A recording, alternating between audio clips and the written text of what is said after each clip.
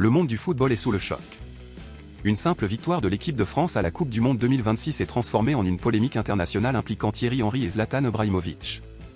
Alors que les Bleus ont parfaitement lancé leur tournoi en battant le Sénégal sur le score de 3-1, ce sont finalement les débats en dehors du terrain qui ont attiré l'attention du monde entier. Dans cette vidéo, nous allons revenir sur ce match, sur les critiques qui ont visé les hommes de Didier Deschamps, mais surtout sur la réaction musclée de deux légendes du football qui n'ont pas hésité à prendre leur défense. Car derrière cette controverse se cache une question qui divise les observateurs depuis des années, la confiance des grandes équipes est-elle parfois confondue avec de l'arrogance ? Mais avant de commencer, n'oublie pas de t'abonner, de liker la vidéo et d'activer la cloche pour ne manquer aucune actualité football. Installe-toi confortablement, car ce que tu vas découvrir risque de te surprendre. C'est parti. Pour son entrée dans la Coupe du Monde 2026, l'équipe de France faisait naturellement partie des sélections les plus attendues. Finaliste du Mondial 2022 et régulièrement présente parmi les meilleures nations du monde, la bande de Didier Deschamps arrivait avec l'ambition de débuter la compétition par une victoire. Mais face à elle se trouvait une équipe du Sénégal particulièrement déterminée. Dès les premières minutes, les Lions de la Teranga ont montré qu'ils n'étaient pas là pour faire de la figuration. Très agressifs dans le pressing, solides défensivement et parfaitement organisés, ils ont empêché les Français de développer leur jeu habituel. Pendant une bonne partie de la première période, les Bleus ont semblé en difficulté, incapables de trouver les espaces nécessaires pour faire la différence. Cette première période compliquée a rapidement alimenté les commentaires sur les plateaux de télévision. Aux États-Unis, sur Fox Sports, l'ancien international américain Landon Donovan n'a pas hésité à critiquer l'attitude de l'équipe de France. Selon lui, les Bleus donnaient l'impression de jouer avec trop de facilité et de se contenter du strict minimum.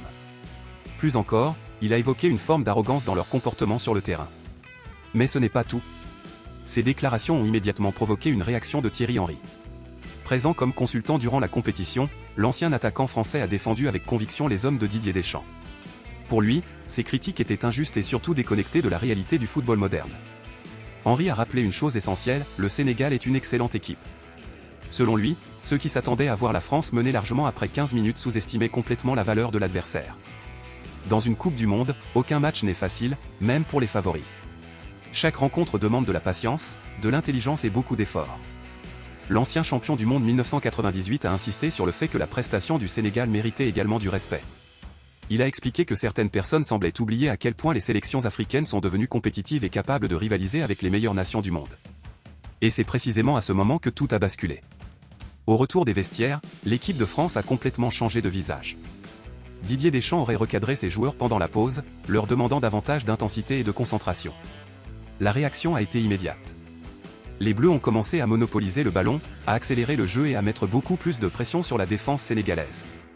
Petit à petit, la supériorité technique française a fini par faire la différence. Les occasions se sont multipliées et les buts ont suivi. Au coup de sifflet final, la France s'imposait 3-1 et validait un début de compétition idéal. Une victoire obtenue dans la difficulté mais qui démontrait une nouvelle fois la capacité des grandes équipes à réagir lorsqu'elles sont bousculées. Pourtant, personne n'imaginait la suite. Après la rencontre, une autre personnalité du football mondial allait entrer dans le débat. Et lorsque Zlatan Ibrahimović décide de prendre la parole, personne ne reste indifférent. L'ancienne superstar suédoise, aujourd'hui dirigeant de l'AC Milan, a lui aussi pris la défense de l'équipe de France. Avec son style direct et son franc-parler habituel, Zlatan a répondu aux accusations d'arrogance par une phrase devenue immédiatement virale. Selon lui, les ignorants diront que c'est de l'arrogance, les personnes intelligentes parleront de confiance. En quelques mots, Ibrahimović a résumé tout le cœur de la polémique. Pour lui, ce que certains observateurs interprètent comme de l'arrogance n'est en réalité que la confiance naturelle d'une équipe qui connaît sa valeur. Une équipe qui sait ce qu'elle est capable d'accomplir et qui assume son statut parmi les favoris du tournoi. Cette déclaration a rapidement fait le tour des réseaux sociaux. Des milliers de supporters ont réagi, partageant leur avis sur ce débat qui dépasse largement le cadre de ce simple match contre le Sénégal. Ce qui va suivre est encore plus incroyable. Car cette affaire révèle un phénomène qui accompagne souvent les grandes nations du football. Lorsqu'une équipe comme la France affiche de l'assurance, certains y voient de la prétention. Pourtant, la confiance est souvent l'une des qualités les plus importantes chez les champions. Les plus grandes équipes de l'histoire ont toujours possédé cette certitude intérieure qui leur permettait de rester calmes dans les moments difficiles. Sans confiance, il est presque impossible de remporter une Coupe du Monde. C'est justement cette frontière entre confiance et arrogance qui continue de diviser les observateurs. Au final, cette polémique rappelle une chose essentielle, les apparences peuvent parfois être trompeuses.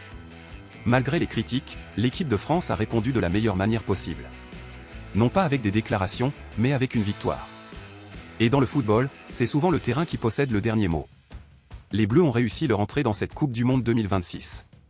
Mais au-delà du résultat, Ils ont également envoyé un message clair à leurs adversaires, cette équipe possède l'expérience, le talent et le caractère nécessaires pour aller très loin dans la compétition.